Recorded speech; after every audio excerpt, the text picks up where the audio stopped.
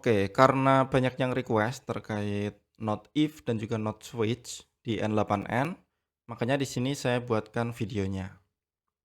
Jadi yang pertama untuk not if ya, ini fungsinya adalah untuk mengecek suatu kondisi dengan hasil benar atau salah, yaitu true false.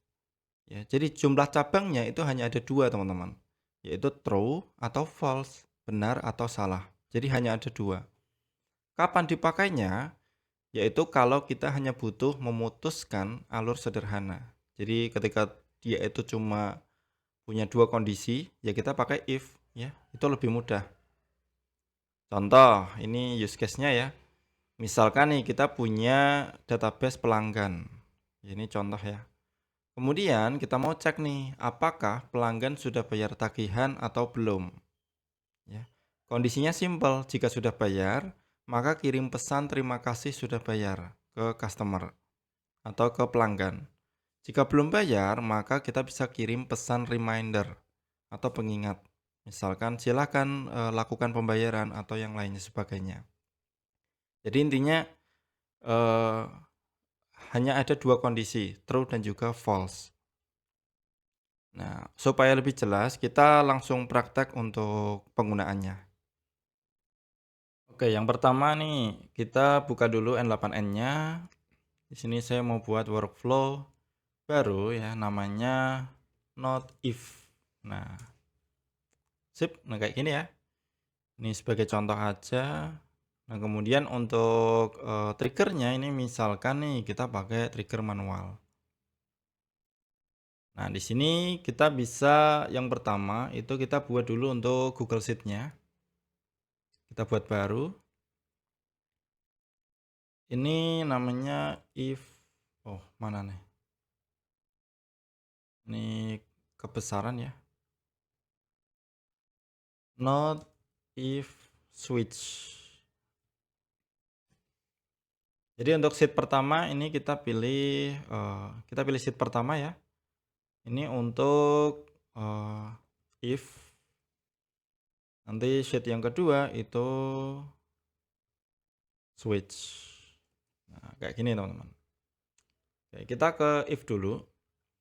Jadi yang pertama kita isi ID di sini, kemudian nama ya, kemudian email ya, ini misalkan nih. Kemudian status bayar. Oh ya, status bayar. Nah, ini misalkan nih kita isi random. Nama Dedi Nugroho Fulan. Ya, ini 1@gmail.com. @gmail.com 333. Ini sebagai contoh aja teman-teman. Nah, statusnya di sini kita isi misalkan sudah. Kemudian ini belum. Ini sudah. Jadi yang sudah itu ada dua, kemudian yang belum bayar itu ada satu. Berarti kan ini ada dua kondisi ya. Nah, kalau misalkan ada dua kondisi kayak gini, kita bisa pakai if. Ya, kita bisa pakai if. Jadi yang pertama nih, misalkan kita ke sini, kemudian kita cari Google Sheet.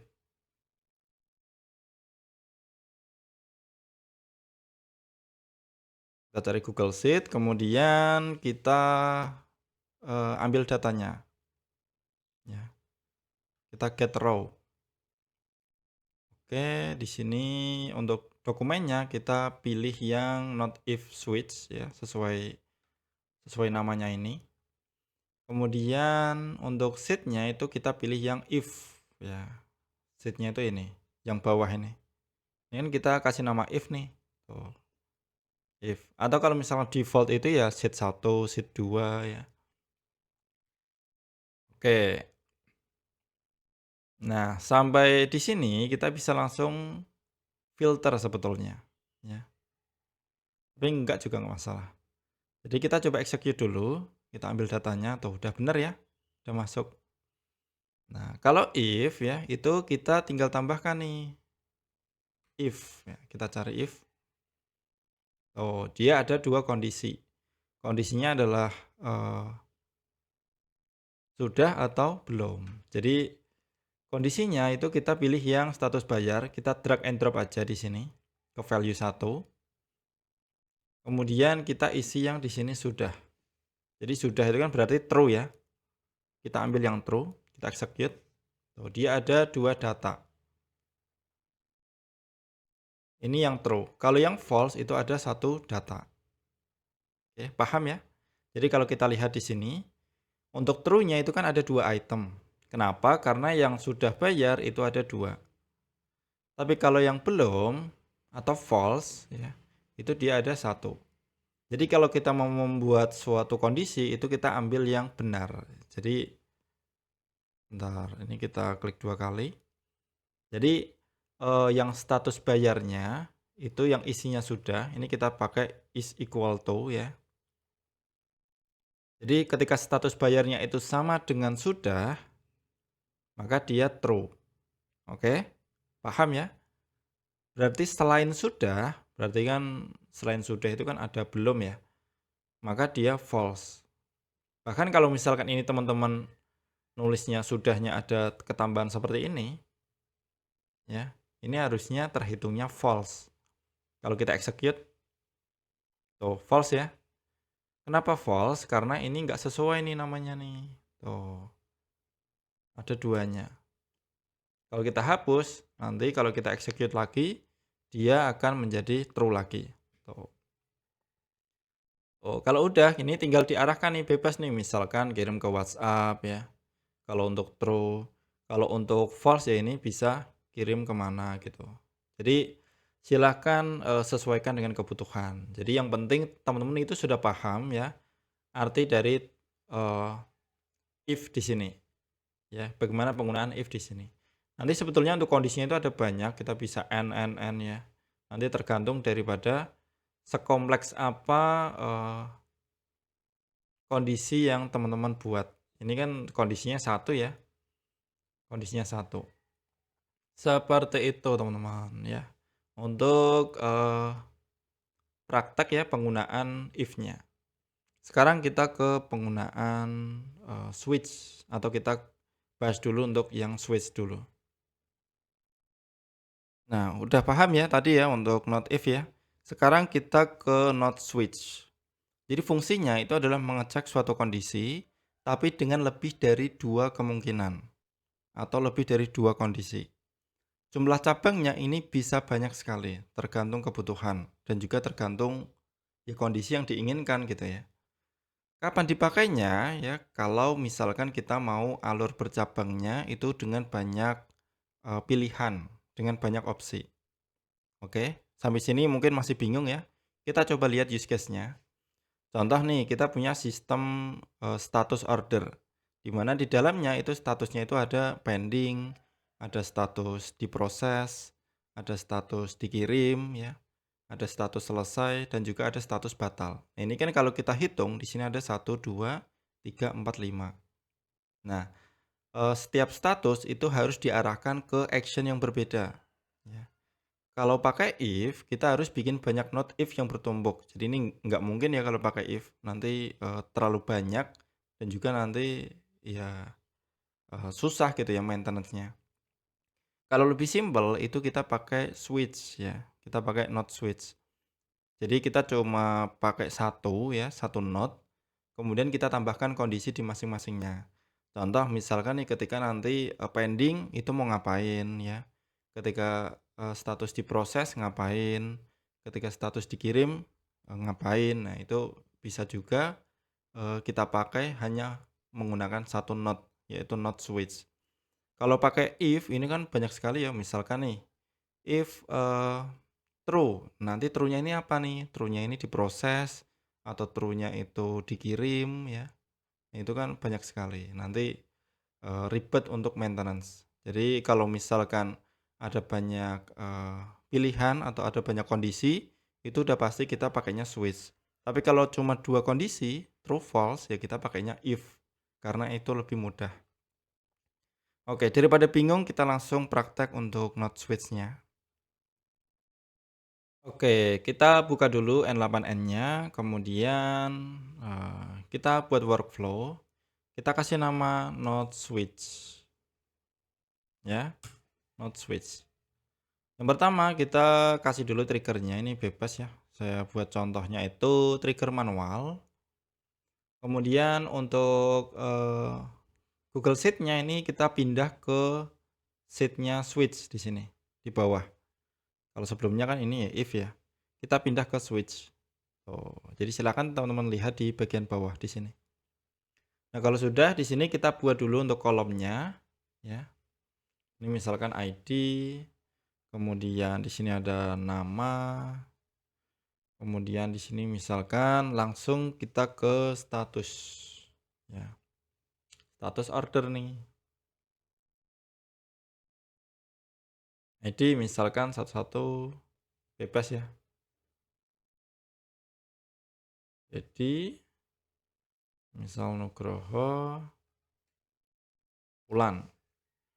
Nah, status order, oh ini ada banyak ya. Kita buat 4 boleh. Status order ini misalkan nih pending ya. Kemudian ini diproses. Kemudian ini dikirim. Kemudian ini selesai. Walaupun ada lagi misalkan batal gitu ya. Ini sebagai contoh. Nah, jadi kita punya 5 status di sini. Ada pending, ada diproses, dikirim, selesai, dan batal. Oke? Jadi silakan teman-teman coba. Kemudian kita kembali ke N8N-nya. Nah, di sini kita udah pasti connect ke Google Sheet ya. Kita get row.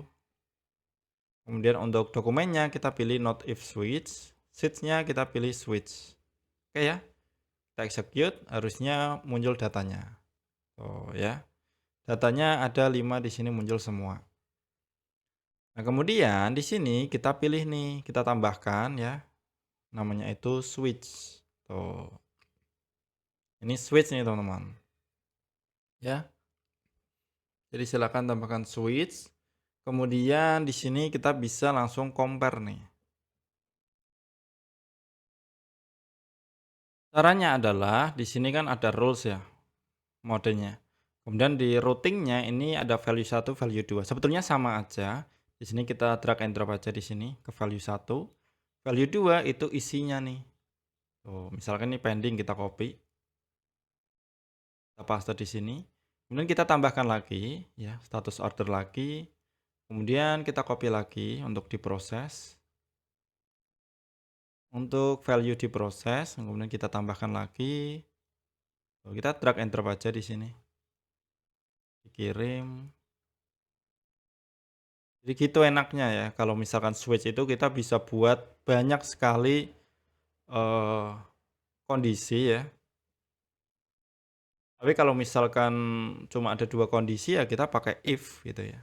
Kita kalau misalkan pakai switch bisa, cuma nanti terlalu banyak gitu ya. Ini kita drag and drop lagi. Kita isi lagi value batal.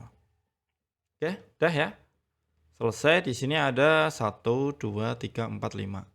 Di sini ada 5 kondisi. Kita execute dulu. Tuh. Satu-satu nih, teman-teman. Tuh. Jadi ketika diproses di sini ada ketika pending ada 1 item, diproses ada 1 ya, dikirim ada 1.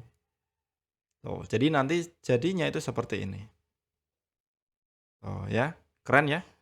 Jadi kalau misalkan nih ini pending, ini mau ngapain, ini silakan diarahkan ke aksi mana yang teman-teman inginkan.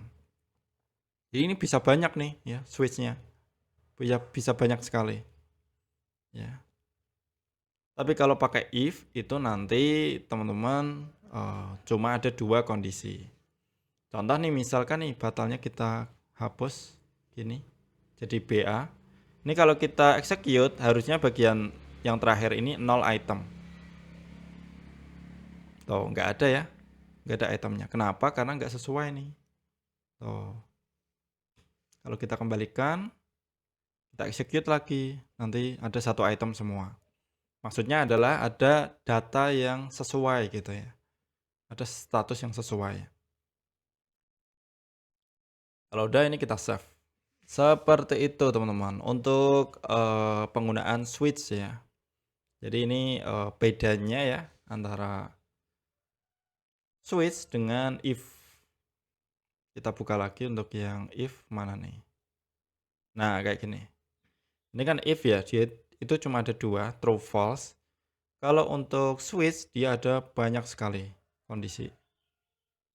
Ya, jadi ini silakan sesuaikan dengan kebutuhan. Seperti itu teman-teman.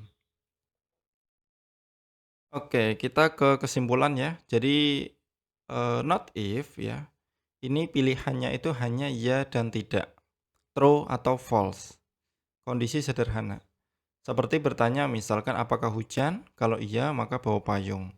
Kalau enggak maka lanjut jalan. Kalau switch not ya atau not switch itu pilihannya ada banyak sekali. Ada banyak pilihan, ada banyak opsi ya, banyak kondisi. Yang intinya adalah cabangnya itu lebih dari dua. Contoh seperti misalkan kalau kita tanya hari ini hari apa? Kalau Senin itu masuk sekolah, kalau Sabtu olahraga, kalau Minggu libur dan lain sebagainya. Nah, ini lanjutan untuk contoh-contoh ya ketika kita pakai if dan juga switch. Harusnya teman-teman paham ya karena tadi kita udah praktek untuk penggunaan if dan juga switch ya. Oke, mungkin sampai di sini dulu untuk videonya. Semoga bermanfaat dan sampai jumpa di video selanjutnya.